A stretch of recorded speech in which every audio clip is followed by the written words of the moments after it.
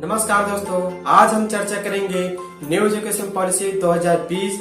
UGC विश्वविद्यालय अनुदान आयोग ने देश भर की विश्वविद्यालय और कॉलेजों को यह निर्देश जारी किया है कि वह न्यू एजुकेशन पॉलिसी NEP को विस्तार से समझे।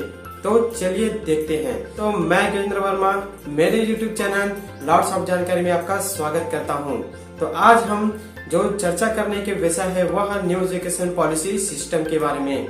तो हाल ही में प्रधानमंत्री नरेंद्र मोदी जी ने अपने शिक्षा मंडल में न्यू एजुकेशन सिस्टम को लागू किया है, जो 21वीं सदी में यह सिस्टम यानी कि यह जो पॉलिसी है उसको अभी लागू किया गया है। 34 सालों से इस शिक्षा नीति में कभी कोई परिवर्तन नहीं किया गया था। फाइनली अब जाके इस शिक्षा नीति में परिवर्तन किया गया है, जिसमें कुछ अहम बातें हैं। तो चलिए देखते हैं, जिसमें कि स्कूली शिक्षा और उच्च शिक्षा के अलावा इसमें चिकित्सा शिक्षा, कानूनी शिक्षा, कृषि शिक्षा और इसमें तकनीकी शिक्षा को इसके दायरे में लाया गया है। उच्च शिक्षा के लिए भी अब एक नियामक होगा। पढ़ाई बीच में छूटने पर उसे किसी भी प्रकार का लॉस नहीं होगा। अब 1 साल की पढ़ाई होने पर उसे सर्टिफिकेट दिया जाएगा और 2 साल की पढ़ाई होने पर उसे डिप्लोमा का सर्टिफिकेट दिया जाएगा। ग्रेजुएशन के 3-4 साल की डिग्री और मल्टीपल एंट्री और एग्जिट सिस्टम को समझते हैं।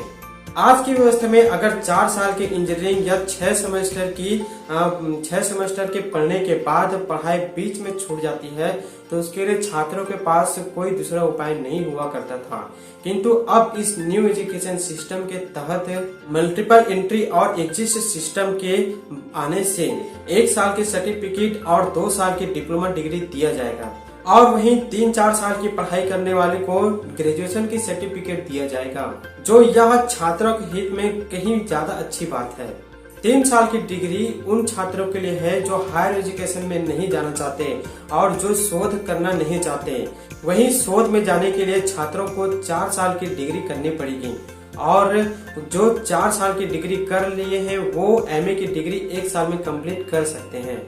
नई शिक्षा के मुताबिक अगर कोई इंजीनियरिंग का छात्र 4 साल की डिग्री पूरा नहीं कर सकता है या 3 साल की डिग्री पूरा नहीं कर सकता है तो उसे 2 साल का डिप्लोमा डिग्री दे दिया जाएगा। तो इससे इंजीनियरिंग छात्रों को बड़ी राहत मिल जाएगी। 5 साल का संयुक्त ग्रेजुएट मास्टर कोर्स लाया जाएगा और MPhil को खत्म कर दिया जाएगा। पोस्ट ग्रेजुएट करने वाले स्टूडेंट को अब 1 साल के अंतर्गत वह इस कोर्स को छोड़ सकते हैं, इसका भी ऑप्शन इसमें रखा जाएगा। नेशनल मेरिट प्लान के जरिए शिक्षकों का उन्नयन किया जाएगा। अब BEd 4 वर्ष का होगा। 4 वर्षीय BEd डिग्री 2030 से लागू किया जाएगा। शिक्षक बनने की न्यूनतम योग्यता 4 वर्ष की BEd को मान्यता दिया जा रहा है। इस नई शिक्षा नीति के अनुसार पेशेवर मानकों की समीक्षा एवं संशोधन 2030 से लागू किया जाएगा और इसके बाद प्रत्येक 10 वर्ष के बाद होगा। शिक्षकों को प्रभावकारी एवं पारदर्शी की प्रक्रिया के द्वारा ही उसका भर्ती किया जाएगा। पदोन्नति उसके योग्यता के अनुसार किया जाएगा। नई शिक्षा नीति में MPhil को खत्म कर दिया जाएगा। देश में नई शिक्षा नीति लागू होने के बाद अब छात्रों को MPhil करने की कोई आवश्यकता नहीं है। यह MPhil की समस्या को खत्म कर दिया गया है नई शिक्षा नीति के अनुसार से। नई शिक्षा नीति लागू होने के बाद अब छात्र ग्रेजुएशन, पोस्ट ग्रेजुएशन, उसके बाद सीधा PhD कर सकते हैं।